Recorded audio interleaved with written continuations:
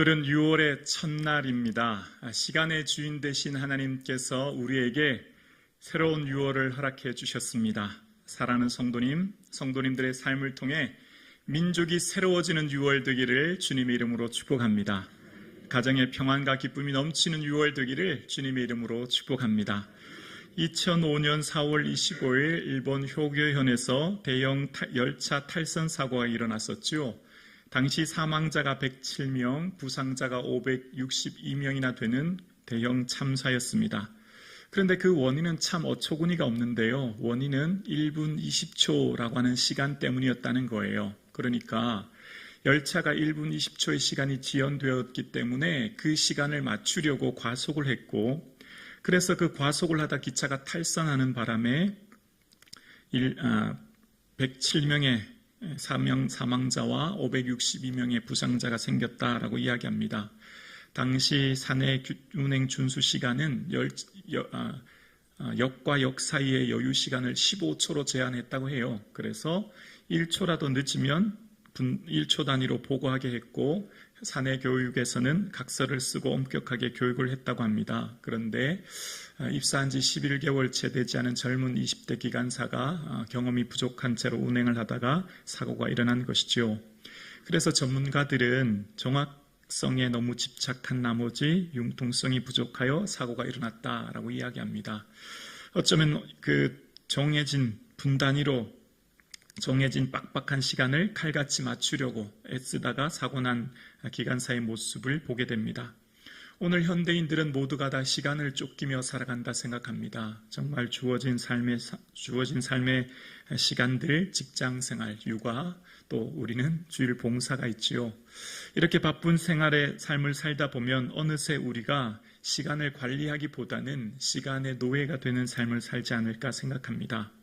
또한 우리의 삶 가운데 시간의 다른 말은 인생 아닙니까? 우리의 인생을 우리의 삶 가운데 평안하게 자유롭게 살아갈 수 있는 힘이 어디서 올까를 생각해 봅니다. 또 미래는 우리에게 주어지지 않아 불확실하지요. 늘 불안합니다. 그런 우리의 미래를 어떻게 지킬 수 있을까?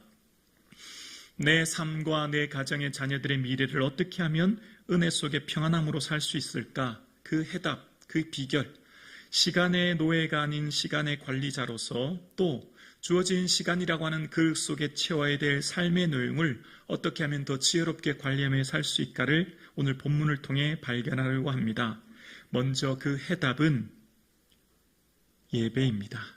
너무 뻔한 대답 같은데요. 우리의 삶과 미래를 지킬 수 있는 가장 확실한 안정장치는 바로 예배인 것을 오늘 본문을 통해 깨닫게 됩니다.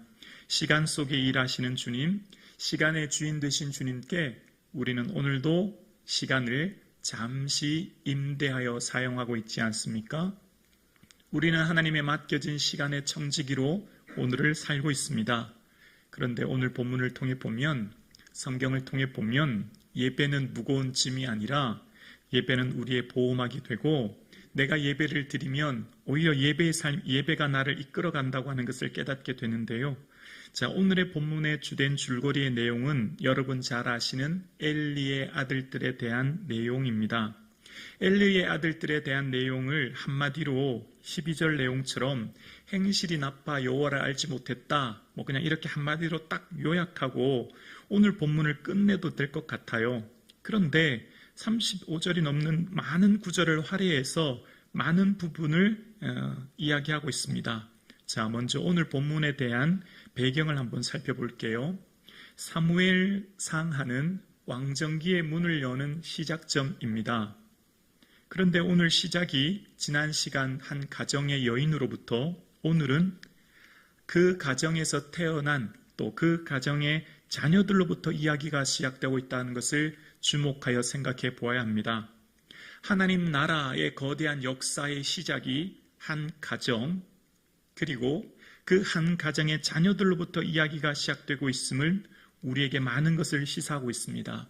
여러분, 하나님 나라는 가정으로부터 시작되고 특히 우리에게 주어진 가정에 주어진 소중한 자녀들로부터 하나님의 위대한 역사가 시작됨을 본문이 우리에게 이야기하고 있는데요. 어쩌면 가정은 정말 작고 소중한, 가정의 자녀들은 작고 작은 부분을 차지할 것 같지만 오늘 부분 이렇게 큰 부분을 이야기하면서 우리에게 강조하고 있습니다.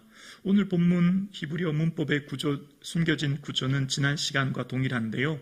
교차 대조 문법이 나타납니다. 있고와 없고를 한나와 분인나를 통해 말했던 것처럼 오늘은 좋다와 나쁘다를 통해서 엘리의 아들들과 사무엘을 비교하기 시작합니다.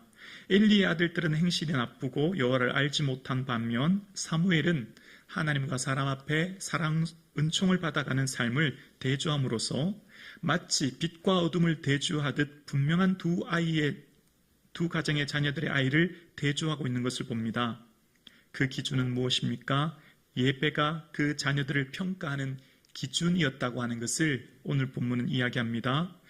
오늘부터 시작되는 왕정 역사의 시작은 한 사람을 평가하는 기준은 그 사람의 주어진 능력과 외형과 힘이 아니라 그 사람이 예배를 어떻게 드리느냐, 예배에 대한 태도가 무엇인가, 즉 그 사람에 대한 평가가 예배라고 하는 것을 기억하셔야 됩니다. 이후에 있어질 왕들에 대한 평가도 마찬가지입니다.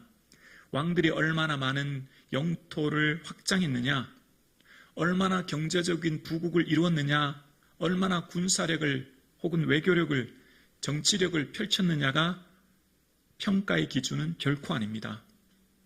한 사람의 평가, 왕에 대한 평가는 어떻게 예배의 삶을 살았느냐라고 하는 것을 지금부터 시작하는 겁니다.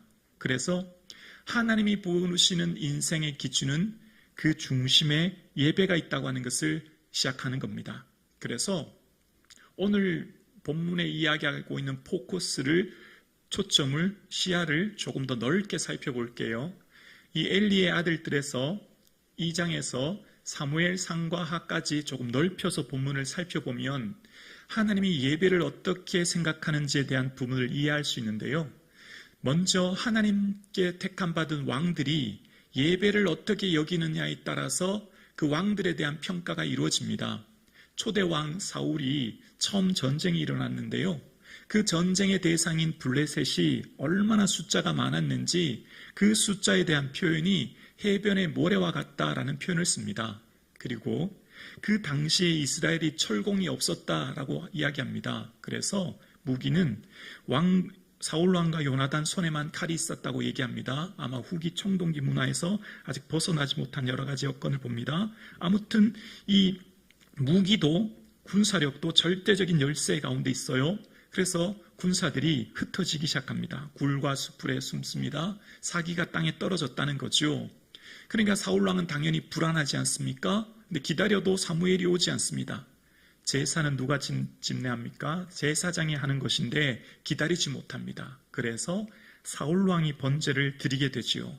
그런데 우리는 그럴 수 있지라고 생각하지만 하나님은 그렇게 생각하지 않으셨습니다.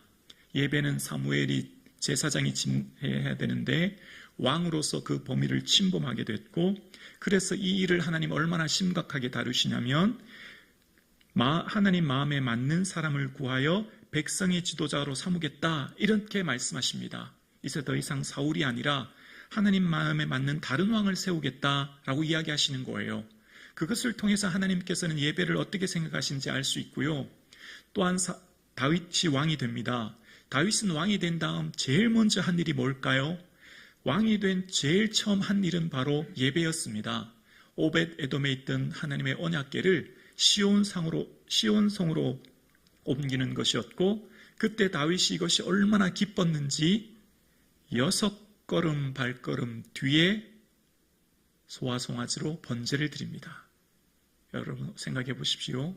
그 먼 거리를 6걸음마다 예배 드린다고 하는, 제사 드린다고 하는 것, 그 마음에 얼마나 기쁨이 넘쳤던가를 생각해 볼 수 있습니다. 그는 그것을 인하여 힘을 다해 춤을 췄다는 겁니다. 그의 삶 가운데 하나님을 얼마나 사랑하는지가 예배를 통해 드러나는 거예요.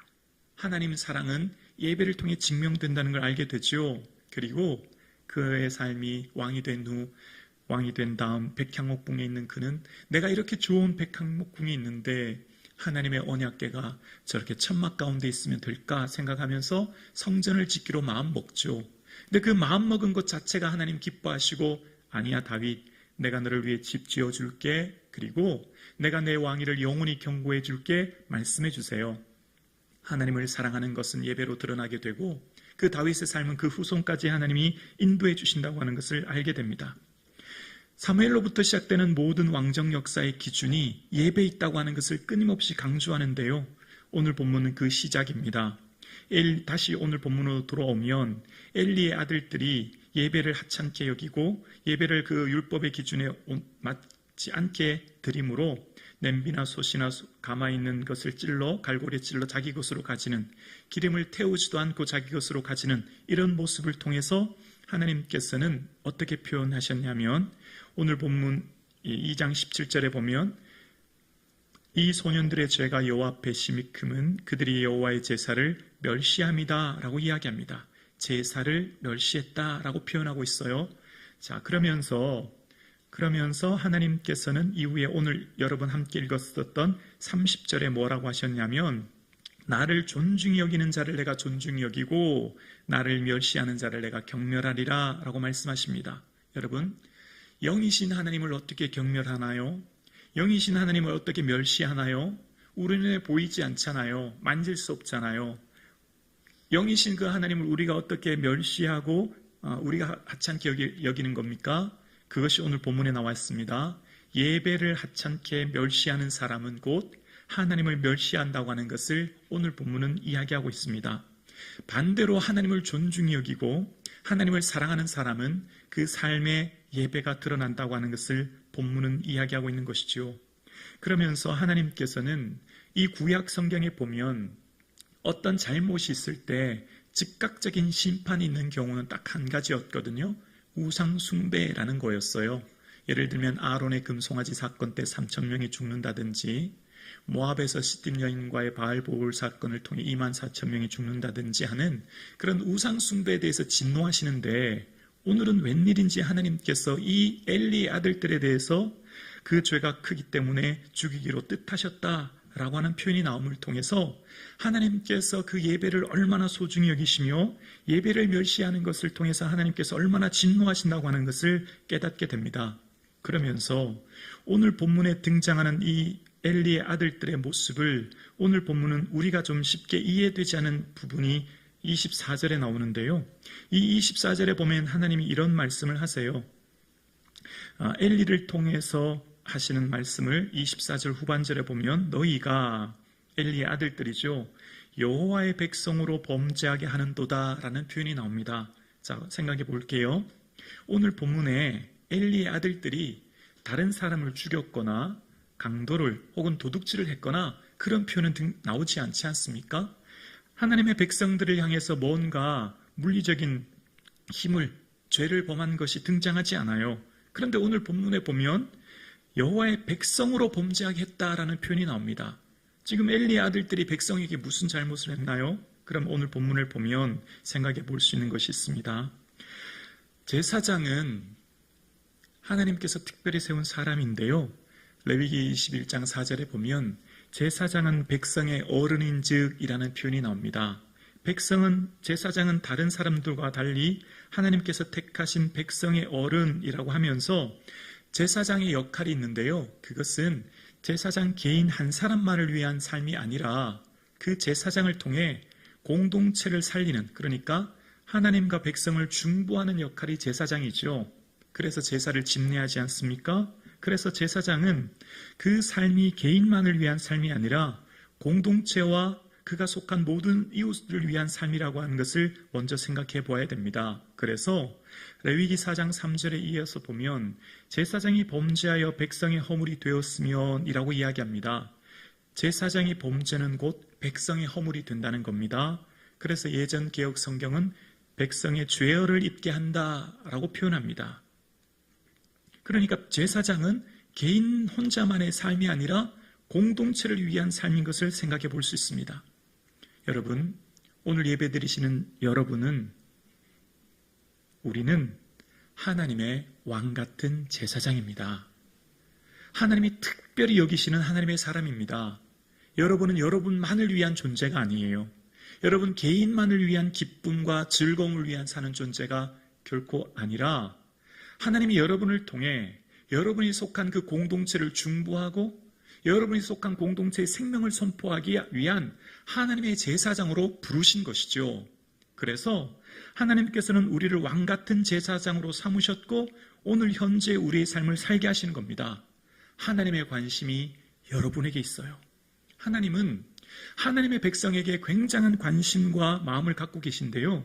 성경에 보면 하나님께서는 이방 사람들이 죄를 지을 때는 별로 관심이 없고 그냥 내버려 두십니다. 이방 사람들의 범죄했을 때는 하나님이 아무런 반응을 보이지 않으세요. 그런데 하나님의 백성들이 죄를 지으면 책망하시죠. 훈계하시죠. 누구를 통해서요? 제사장을 통해서요.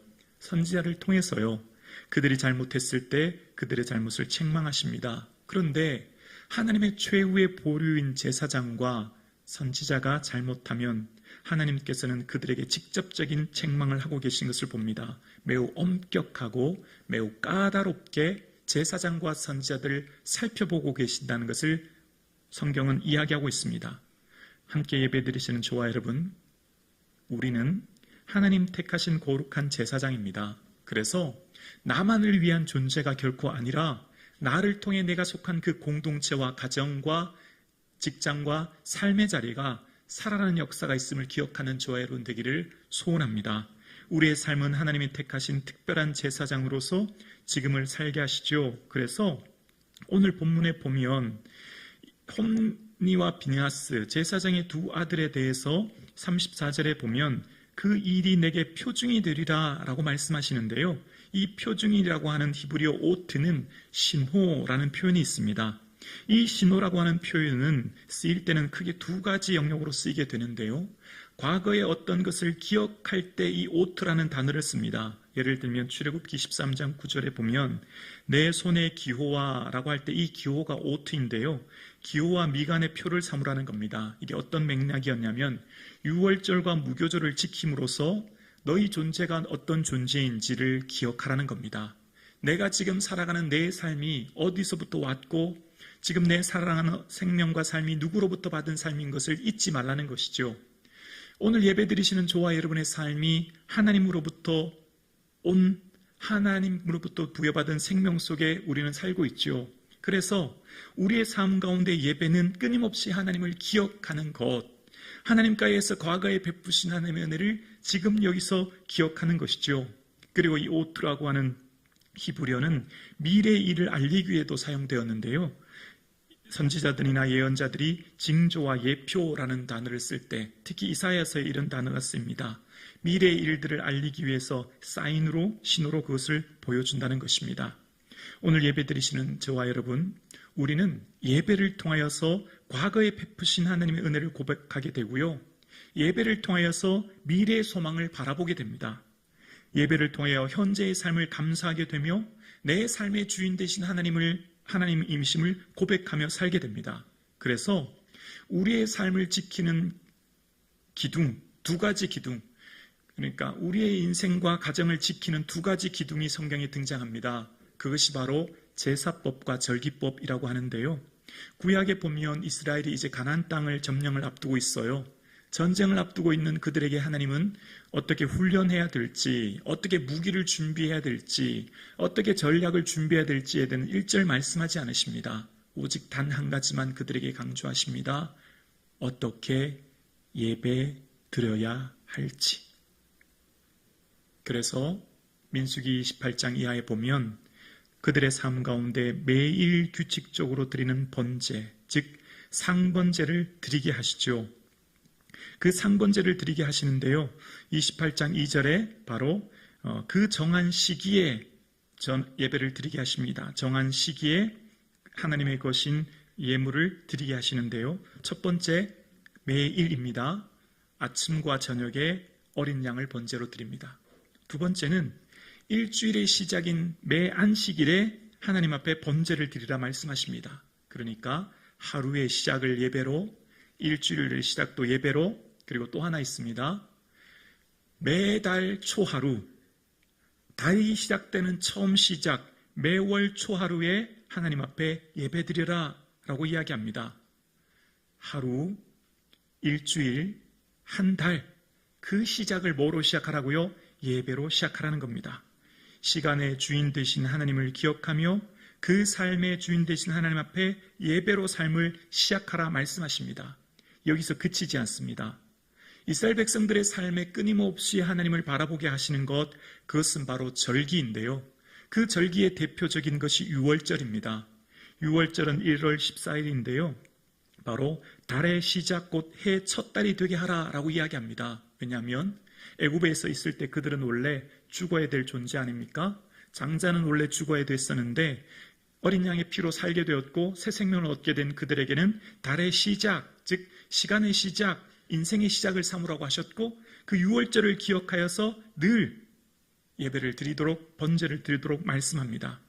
뿐만 아니라 가을이 되는 7월 1일 나팔절 가을 추수 때 민간욕으로 사실 그들에게는 새해와 같은 날인데요. 그때도 역시 나팔절에 하나님 앞에 예배 드리도록 이야기합니다. 그러니까 매일, 매주, 매달 거의 분기별로 끊임없이 하나님을 예배하게끔 이야기합니다. 하루와 일주일, 한 달, 거의 분기별로 그 모든 삶의 시작을 예배로 시작할 것을 이야기합니다. 여러분, 왜 이토록 예배를 강조할까요? 왜 가나안 땅에 들어가기 전에 아직 가나안 땅 들어가지도 않은 그들에게 하나님께서는 이처럼 촘촘하게 그들의 삶을 예배로 채우라고 말씀하실까요? 핵심은 예배가 곧 그들의 생존을 결정합니다. 예배가 그들의 미래를 결정합니다. 예배가 그들의 성공과 실패, 행복과 불행, 삶과 죽음을 결정합니다. 국가의 운명, 예배에 달려 있습니다. 개인의 가정의 모든 운명과 모든 삶도 예배에 달려 있습니다. 어떻게 알 수 있죠? 열왕기에 나타나 있지 않습니까? 열왕기에 있는 모든 왕들이 예배를 등한시하지 않습니까? 그래서 그 예배가 회복되는 게 히스기야 왕 때고 히스기야 왕 때 드디어 예배 유월절을 드리게 됩니다. 그나마 백성들이 모이지 않아서 제사장이 부족해서 처음 유월절이 시작되었음을 이야기합니다. 예배가 무너진 이스라엘 이후에 아수르와 바벨론의 나라가 멸망하게 된다는 것을 이야기합니다. 여러분 생각해 보실까요? 가나안 땅에 들어갔다고 해볼까요? 농사 지어야 돼요. 씨 뿌리고 파종하고 가꾸어야 합니다. 또한 목축으로 양과 소를 길러야 합니다. 얼마나 바쁠까요? 목축을 하면 특별히 먼 곳까지 가야 됩니다. 그들의 삶의 하루가 얼마나 분주했을까요? 그런데 매일마다 예배를 드려야 된다는 것 쉽지 않은 일이었을 겁니다. 정해진 장소에 예배 드려야 되기 때문에 먼 곳으로 갔더라도 다시 와야 됩니다.